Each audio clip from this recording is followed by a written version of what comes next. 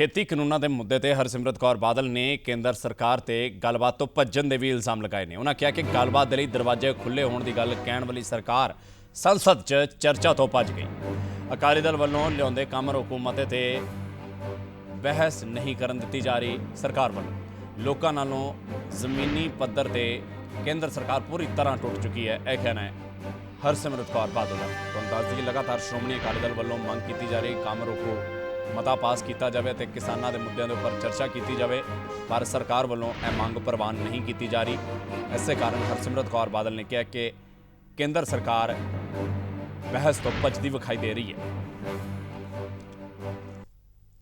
बहुत ही दुख और अफसोस की बात है कि 13 महीने से जब से ये ऑर्डिनेंस काले कानूनों का बना है तब से किसान सड़कों पे उतर के संघर्ष कर रहे हैं। 8 महीने से दिल्ली के बॉर्डर पे बैठे हुए हैं और 500 से ज़्यादा किसान इस संघर्ष में अपनी शहादत भी दे चुके हैं। लेकिन अफसोस की बात कि ये लोगों की सरकार अपने आप को कहलवाने वाली इन 8 महीनों में एक दिन इनका कोई नुमाइंदा उधर बॉर्डर में जाके किसानों का हाल नहीं देख के आया, उधर जाके किसानों से बात नहीं करी, बल्कि हर बारी बातचीत की बात करके आज भी यही कहते कानून रद्द नहीं होंगे, बाकी बात कर लो। तो बात करने की गुंजाइश कौन सी छोड़ी है। और हर तरह की तशद्दद जे इन्होंने दिल्ली कूच करने की कोशिश करी तो आपने देखा लाठियों से कैसे, इनका पानी की बौछारों से क्या कुछ नहीं किया गया, कैसे यहाँ पे वायरिंग लगा के उनको ऐसे उधर फेंस किया हुआ है जैसे कोई इधर कोई कंसंट्रेशन कैंप होता है। और आज जब दिल्ली पे किसान पहुंचे हैं तो यहाँ पे भी उन पे लाठियां बरसाई गई हैं। कभी देशद्रोही के केस किए जाते हैं, कभी लाठियों की मार बेचारे खाते हैं। सर्दी हो, गर्मी हो, ओलाबारी हो, बरसात हो, वो अपनी मांगे मनवाने के लिए उधर बैठे हुए हैं। संसद के अंदर उनके रिप्रेजेंटेटिव को बात उठाने नहीं दे रहे हैं।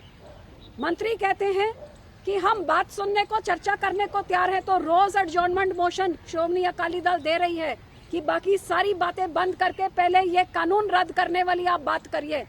कहते चर्चा हो चुकी है, आप बताइए कि जब से किसान बैठे चर्चा कब हुई है। बजट सेशन में पूरा वॉश आउट हो गया क्योंकि उस टाइम बात नहीं करने दी, अब भी कहते हैं बात नहीं करनी है। तो ये अब लोगों की सरकार नहीं रही।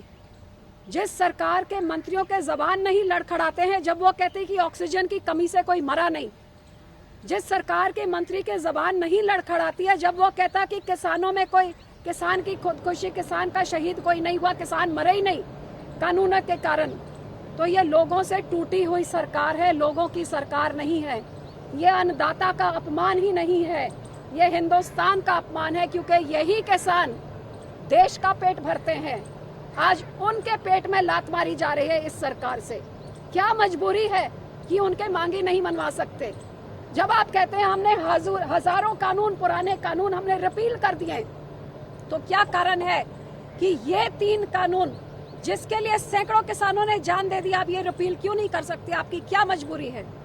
पूंजीपतियों के साथ आपका वो क्या समझौता है कि देश भर के किसान की नहीं सुन के आप चंद किसी और की सुन रहे हैं, वो क्या कारण है। इसका जवाब देश की सरकार को देना चाहिए और किसानों का ये अपमान बंद करना चाहिए। और श्रोमणी अकाली दल तब तक लड़ती रहेगी।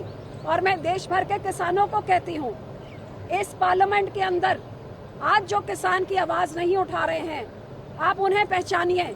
आज देश को लोगों की सरकार चाहिए। एक डेमोक्रेटिक तरीके में देश में एक डेमोक्रेसी की सरकार होनी चाहिए जो लोगों की सुनती है। ये ऑटोक्रेटिक सरकार, ऐसी सरकारें नहीं चल सकती।